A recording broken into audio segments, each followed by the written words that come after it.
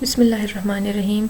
आज एक्सेल के lecture number 4 में हम कुछ लास्ट फार्मूलाज करेंगे, जिनमें हम सबसे पहले करेंगे सम इफ्स। इससे पहले आपको याद है कि हमने किया हुआ है सम इफ का, कि सम करो अगर ये कंडीशन है, तो हम 2-3 कंडीशंस दे देंगे कि सम करो अगर ये भी है, सम करो अगर ये भी है, सम करो अगर ये भी है। इनकेस हम 2 कंडीशंस देते हैं या 3 कंडीशंस देते हैं, तो ये आपको कोई भी रिजल्ट उस सूरत में शो करेगा जब आपकी वो दोनों या तीनों कंडीशंस ट्रू होंगी। अगर कोई एक भी फॉल्स है तो ये आपको 0 रिटर्न करेगा। सेम टू सेम आपका काउंट इफ है कि ये आपको कोई वैल्यूज काउंट करके देगा अगर इसको आप जितनी भी इफ के अंदर कंडीशन दे रहे हो वो सारे ट्रू हैं।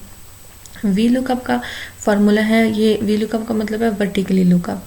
ये चीज़ आपने याद रखनी है कि ये वी लुकअप कहाँ पे चलता है, और एच लुकअप का मतलब है हॉरिजॉन्टल लुकअप।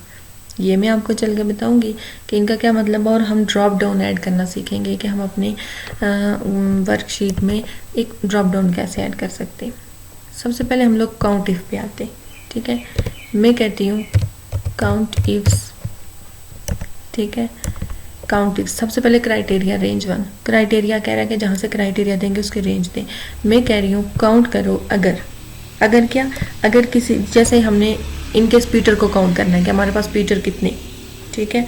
काउंट करो अगर इन नामों में से कोई एक नाम क्राइटेरिया 1 पीटर है। ये तो सिंपल काउंट हो गया ना। अगर मैं इसे यहाँ पे बंद करूंगी तो ये आपको 2 रिटर्न कर रहा है। ये एक कंडीशन दी है मैंने, ठीक है। यहीं पे मैं आ रही हूँ और मैं कॉमा कर रही हूँ क्राइटेरिया रेंज 2। मैं अब फादर नेम वाली सेल का क्राइटेरिया दे देती हूँ उसको, इसमें से कोई क्राइटेरिया दे रही हूँ। अगर स्टूडेंट नेम पीटर है और फादर नेम कॉमा क्राइटेरिया 2 मांग रहा है, फादर नेम GH है, ठीक है। तो तब काउंट करके बताओ कि स्टूडेंट नेम पीटर और फादर नेम GH के कितने स्टूडेंट्स हैं। तो आपको वो सिर्फ एक देगा, ठीक है। 2 या 3 हम कैसे देख सकते हैं, अगर मैं इसको भी GH दे दूंगी तो वो आपको 2 देगा, ठीक है। ये हमने 2 कंडीशंस पे दिया और दोनों कंडीशंस पे उसने हमें दिखाया कि कैसे काम होता है। अब इन केस इसी को हम लेके चलते हैं, is equals to sumifs, sum range, कि जहाँ से जो चीज़ सम करनी है वो बताओ। मैं कहती हूँ इंग्लिश के मार्क्स सम करना, कोमा क्राइटेरिया रेंज 1, कहाँ से क्राइटेरिया दोगे, अगेन उसी को ले लेते हैं, कोमा क्राइटेरिया 1। अगर किसी का नाम पीटर है तो उसके इंग्लिश के मार्क्स हमें सम करके बता दो। तो उसने हमें 156 बता दिए, ठीक है। ये 90 और ये 66 को मिला के इसी फॉर्मूला में हम चलते हैं और हम दूसरी कंडीशन भी देते हैं, ठीक है। दूसरी कंडीशन हम देते हैं क्राइटेरिया रेंज 2, कि दूसरी रेंज का क्राइटेरिया मांग रहा है कि कहाँ से आपने क्राइटेरिया देना है। इन केस में यहीं पे देती हूँ, या हम यहाँ पे नहीं देते इस दफ़ा। मैं कहती हूँ जिसका नाम पीटर है और जिसके ऑब्टेन मार्क्स क्या हैं, comma criteria 2, obtain marks Peter के हैं जी ये 241। जिसका नाम पीटर है और जिसने मार्क्स टोटल इतने लिए तो उसका हमें सम करके बताओ इंग्लिश के मार्क्स। तो वो सिर्फ उसने 90 बताया। क्यों? क्योंकि ऐसा पीटर कि जिसका स्टूडेंट नेम पीटर है और जिसने 241 मार्क्स लिए उसके इंग्लिश के मार्क्स 90 ही हैं। तो ये उम्मीद है कि ये चीज़ आपको अच्छे से समझ आ गई होगी। अब हम सिंपली वी लुकअप पे चलते हैं, is equals to V lookup. V lookup specially हम लोग सर्च करने के लिए यूज़ करते हैं। सबसे पहले कह रहे हैं लुकअप वैल्यू, क्या फाइंड करना है। जैसे कि हम चाहते हैं कि हमने क्या फाइंड करना है, हम किसी भी वैल्यू को दे देते हैं, ये पीटर को ही फाइंड करना है, कोमा कहाँ से फाइंड करना है, ठीक है। टेबल अरे, यहाँ पे आपको पूरा टेबल सेलेक्ट करके इसको देना पड़ेगा, कोमा कॉलम इंडेक्स नंबर, कि जो आपने इंडेक्स नंबर फाइंड करना है, यानी इस पीटर का क्या फाइंड करना है। तो मैं कहती हूँ इस पीटर की परसेंटेज फाइंड करनी है कि कितनी है। तो कॉलम इंडेक्स नंबर अब आपको कैसे अंदाज़ा लगाना है, 1 2 3 4 5 6 7 8 9 10 11।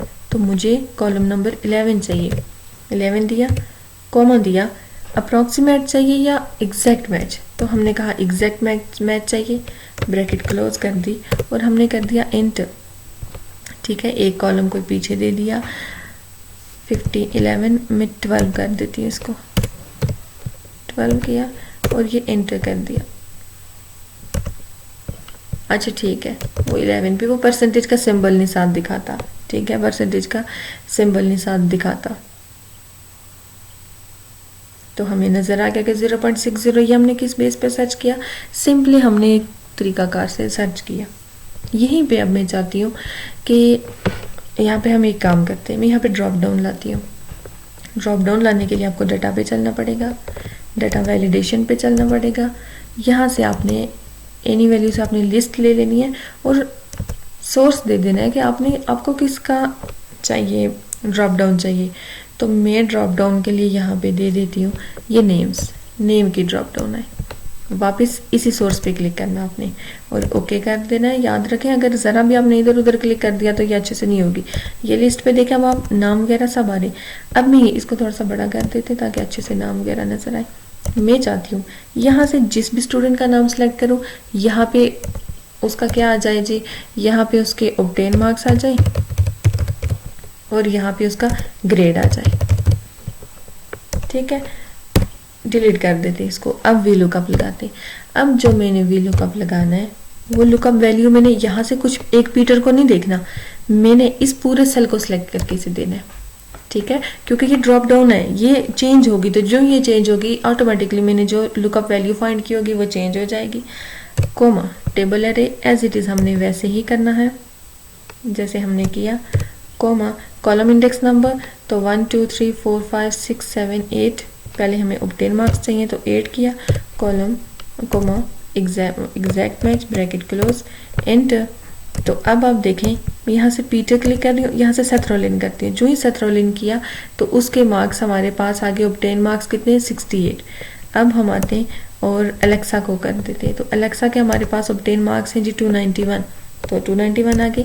अब देखिए मैं इस फार्मूला पे क्लिक कर रही हूँ, कंट्रोल सी प्रेस कर रही हूँ, यहाँ पे क्लिक कर रही हूँ, कंट्रोल वी प्रेस कर रही हूँ, कंट्रोल डी सेलेक्ट करने के लिए। अब क्योंकि मैं चाहती थी कि मुझे ग्रेड चाहिए तो मैं ये चाह रही हूँ कि मैं सिर्फ और सिर्फ क्या करूँ, इंडेक्स नंबर चेंज करूँ और मेरा ग्रेड आ जाए। लेकिन ये तो फार्मूला में मेरे में एरर आ गया। इस फार्मूला पे मैं देखती हूँ G20 पे हमने कंडीशन लगाई थी, यहाँ पे आपकी H20 हो गई।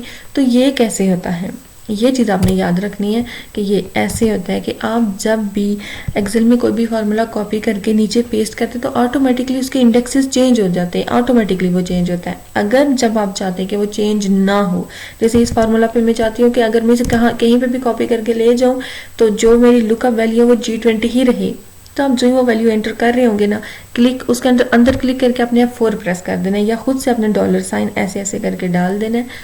ठीक है, यहाँ पे भी F4 कर दिया, यहाँ पे भी F4 कर दिया। टेबल अरे भी चेंज नो, यहाँ पे 8 पे F4 नहीं कर रही क्योंकि 8 हमने चेंज करना है। अब इसी फार्मूला को कॉपी करते हैं, यहाँ पे पेस्ट करते तो अब देखिए आपको 291 ही बता रहा है। अब हमने इंडेक्स नंबर, अब जैसे हमने फाइंड क्या करना है ग्रेड, तो 8 पे ऑब्टेन मार्क्स है, 9 10 11 12 कॉलम इंडेक्स नंबर पे हमारा ग्रेड होगा। क्लिक किया, एंटर किया तो आपको ग्रेड आ गया। अब यहाँ से अलेक्सा नहीं, हम लास्ट वाले को लेते हैं पीटर को। तो हमने जो पीटर लिया 241, उसके मार्क्स आ गए हमारे पास और बी हमारा ग्रेड आ गया। आप इस चीज़ को देख भी सकते हैं। अब वी लुकअप और एच लुकअप में क्या डिफरेंस है। वी लुकअप आपका वर्टिकली लुकअप करता है। वर्टिकली लुकअप करने का मतलब यह है कि उस टेबल में से डाटा आपको सर्च करके देगा जिसमें आपने कॉलम नेम्स ऊपर लिखे होंगे वर्टिकली। एच लुकअप आपका वहाँ पे फाइंड करके देता है जहाँ पे आपने हॉरिजेंटली किया होगा। जैसे इस पूरे टेबल को मैं कॉपी कर रही हूँ, मैं इसको हॉरिजेंटली पेस्ट करना चाहती हूँ। पेस्ट हम कहाँ पे करते हैं कि इनके से यहीं पे कर देते हैं, नीचे इधर ही करना चाहते हैं। तो राइट क्लिक करके मैं कंट्रोल वी नहीं करूँगी, राइट क्लिक करके पेस्ट पे चलें और यहाँ से आप देखें कि आपको कैसा वाला पेस्ट चाहिए। तो मैं जो पेस्ट की बात कर रही हूँ वो है आई थिंक ट्रांसपोज, ये हाँ ये वाला, ठीक है वो है ये ट्रांसपोज वाला।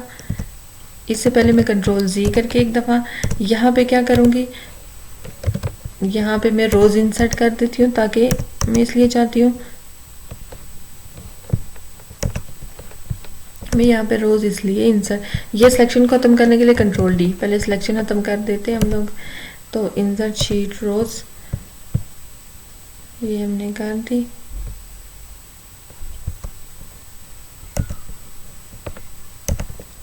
ये रो हमने कर दी।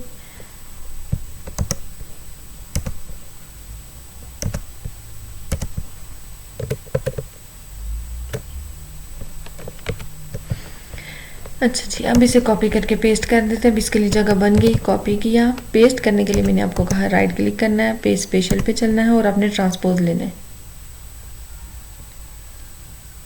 हाँ ठीक है,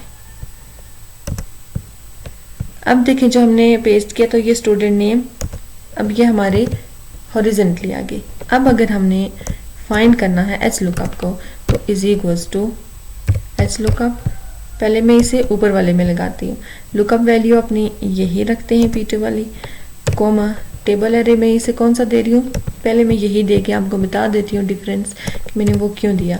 कोमा हम यहाँ पे आए तो वो कह रहा है रो इंडेक्स नंबर तो मैं दे देती हूँ 4। पहले हमसे याद रखें कॉलम इंडेक्स नंबर पूछ रहा था, ब्रैकेट क्लोज कर दी और एंटर कर दिया, तो ये आपको कुछ भी नहीं बता रहा और बताएगा भी नहीं, इसलिए नहीं बता रहा क्योंकि ये नहीं बता सकता, ये रोज पे काम करता है, कॉलम्स पे काम नहीं करता। तो is equals to H lookup हमने किया, लुकअप वैल्यू वो मैंने वही वाली दी अपनी, कॉमा टेबल अरे, तो टेबल अरे हमारा ये है, फॉर एग्जांपल हमने यहाँ तक दे दिया ऑब्टेन मार्क्स तक, कॉमा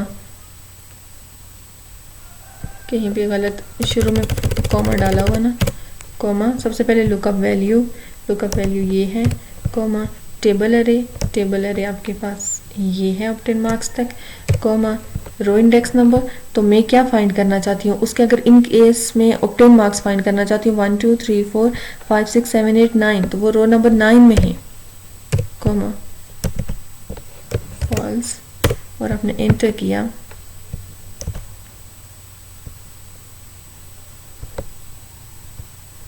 अच्छा, इसमें मुझे एरर इसलिए दे रहा है, वो कह रहा है कि रेफरेंस ठीक नहीं है, क्योंकि जो मैंने इसे रेफरेंस दी है वो मैंने इसे पहले हॉरिजेंटल वाले टेबल में से दी थी, तो इसे मैं इसके लिए मैं डाटा वैलिडेशन पे चलती हूँ और दोबारा डाटा वैलिडेशन कर देती हूँ। डाटा वैलिडेशन पे चलते हैं और लिस्ट पे चलते हैं, सोर्स पे चलते हैं, सोर्स पे आके किसकी चाहिए, तो नेम्स की चाहिए, तो हम यहाँ पे नेम कर देते हैं, ये है हमारी लिस्ट, वापस सोर्स, ओके। इस वाले सेल का नाम क्या है, G24, यहाँ पे आके सिर्फ हमने G24, 23 नहीं 24 से सर्च करो, क्योंकि वो 23 से कर ही नहीं सकता, वो दूसरे टेबल की है, हमने 23 से किया। मैं इस पे दोबारा फार्मूला लगा देती हूँ उसमें, ताकि गड़बड़ ना हो, दोबारा लगा देते हैं, is equals to H lookup value ये है, कॉमा टेबल अरे हमारे पास ये है, कॉमा इंडेक्स नंबर 9 8 है, comma exact match bracket close enter, तो वो हमें 291 बता रहा है। ये देखें, उम्मीद है आपको ये अच्छे से समझ आ गई, इन चीज़ों को आपने समझ लेना है, और इसके बाद हम जो है तो अब स्विच करेंगे अपनी शीट्स की तरफ, पूरी हम लोग सैलरी शीट्स बनाएंगे, अटेंडेंस शीट्स वगैरह बनाएंगे। इससे रिलेटेड अगर आपको कोई भी क्वेश्चन है तो आप पूछ सकते हैं।